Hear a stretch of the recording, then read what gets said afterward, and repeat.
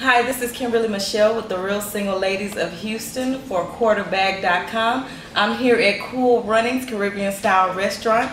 Today I have Jason, JB the Poet, Butcho, and Real Talk of Southpaw Records. How you guys doing? All right. How you doing? All right. I want to first ask you a little bit about how you all got your name. I'll start with you over there, JB the Poet. I know that's pretty self-explanatory, but tell me a little bit about that. Well, JB is a age-old name that I came up with, and the Poet is an acronym for the pedigree of everyday truth. When I write, I try not to lie. I try to keep it simple with everything that I've been through, and I put it down on wax. Okay, well, I like that, the pedigree of truth. I like that. Okay, Real Talk. Hey, it speaks for itself. You know what I mean? I really had a hard time coming up with a name when I first started rapping. The Son of Simeon. Yeah, I had a whole bunch. Of ideas, man, and nothing just kicked off. So I was just like, Real Talk is what it is. Okay. And Butcho. Butcho, I grew up with that name, around a group of fellas that I grew up with. They kind of gave me the name Butcho, or really Butch. But Butcho kind of, we just added on the O when I got with the group. Okay. That's just basically how I got that name. Well, I like that because my daddy named Butch. Yeah. All right. So where are you guys from? Are y'all Houston natives? Houston all day long. Okay. I'm actually born from Miami, Florida. Oh, well, we're going to stop talking here. I'm playing. I moved down even when I was little. Okay. So I still rep Houston like I'm from here. Okay, well, good. I see you with your throwback Houston Oilers hat on. Okay, I see you feeling it.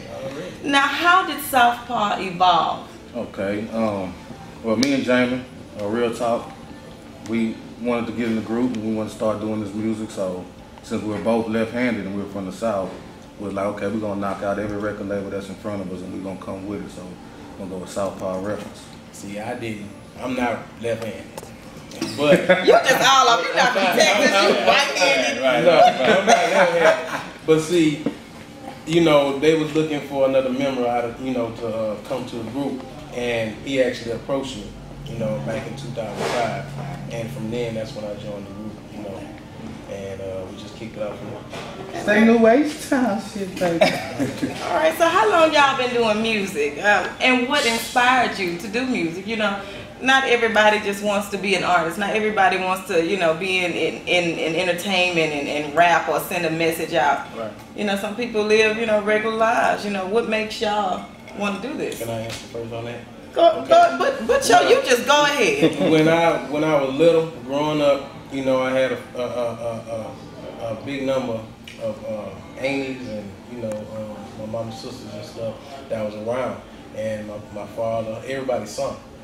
And they love music, a lot of the old school music, and some of them feel a lot of the new school music. So, as I grew up, I was liking a lot of the new school music, and I just feel like, with my passion, I want to bring a lot of what I got, stored in me, growing up from, the past, and bring everything that I got, the new age. Okay. You know what I'm saying? A respect the where you came from. Right. Okay. That's right. Man, music always been a part of my life. It was just I was a little kid being in plays and stuff like that. So my music career as an artist started when I was about 14, rapping with a group of guys in my church, and we did tours during the summer and stuff like that. Got into different competitions, and probably around my junior year of high school, I decided to actually pursue it as a career, and to go to school for and actually learn the business. So okay. Yeah. Well, senior year, flunked off the football team. I can tell you look like you wrestle bears or something. Start going through what they call hitting that fork in the road type thing with your life, and felt like I wanted to tell people my story. So okay. Started listening to people, Nas, Jay-Z, the Screwed Up Clique. Okay, so you had a purpose. Okay. Right. So what do you expect fans and people who listen to your music? What do you expect them to get out of your music is what I want to ask. There's a lot of people trying to do exactly what you're doing.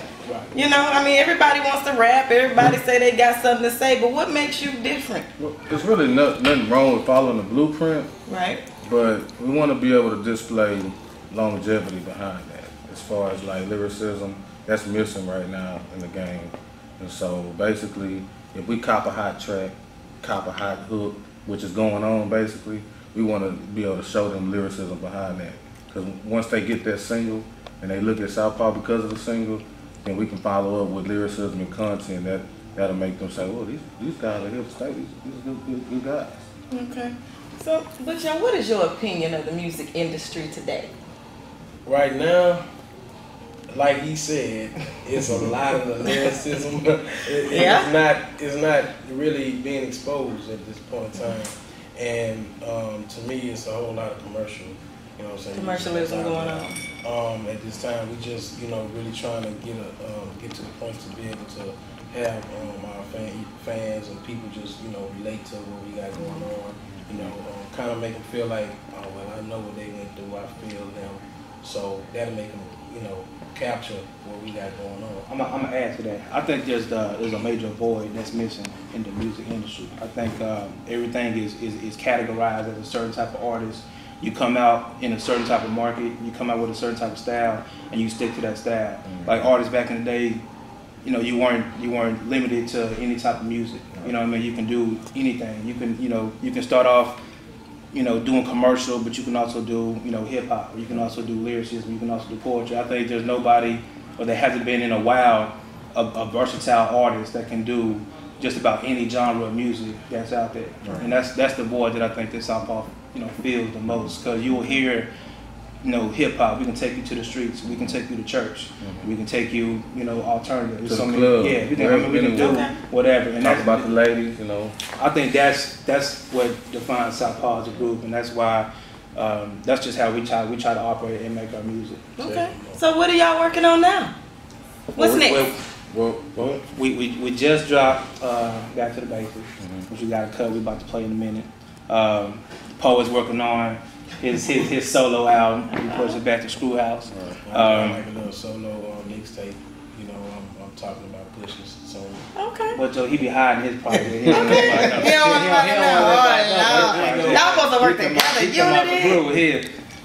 We also have another project that we dropped late last year. It's called the Movement 1.5. And our first project was the Movement 1. And we dropped that.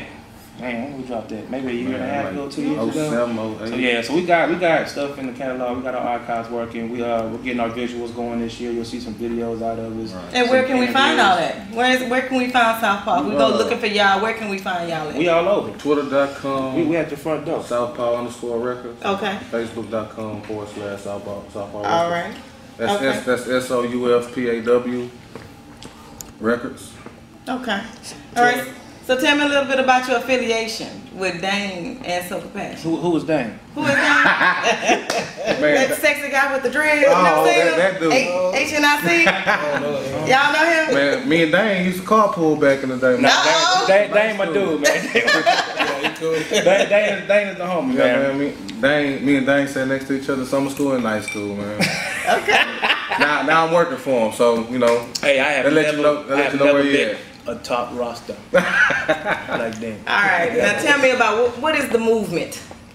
The movement is kind of like what I was explaining earlier. Just the movement can be anything that you make, but our movement is really just bringing music back to catering to the music instead of catering to the fans. Which you have to cater to the fans, but the way that you're doing it, you don't have to go a certain route. So I think my motto is good music will sell itself. Right.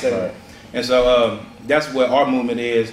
But at the same time, any artist that's out there that's in the industry, if you're looking for somebody to network with or a label to network with, you may have trouble getting studio time or songs or whatever you need. We are a movement, and our doors are open to you. And we'll complement and push your movement as well as we push our movement. So the movement really is just getting a group of people together. This is my vision of the movement. It's just getting a large group of artists. I don't care if coalition. Yeah, I don't care if you model or whatever. Anybody in the entertainment business, you come up and we push it. All right. Okay. Well, thank you guys so much for coming out and meeting with me. Quarterback.com and the Real Single Ladies of Houston. Right. Any shout outs y'all want to give out before we finish this? Shout out to the single ladies. Shout out to the whole Southwest H-Time. Shout out to the quarterback people. Cause and Effect Entertainment, Big Sean. Shout out to everybody that's Trill Gladiators, what's up, Truck? HNIC Boss Man, Souf Passion Movement going down, you know what I'm saying? Southpaw Records on the rise, organize the rise economically. Thank you so much, everybody. This is Kimberly Michelle with the Real Single Ladies of Houston and quarterback.com. Thank you.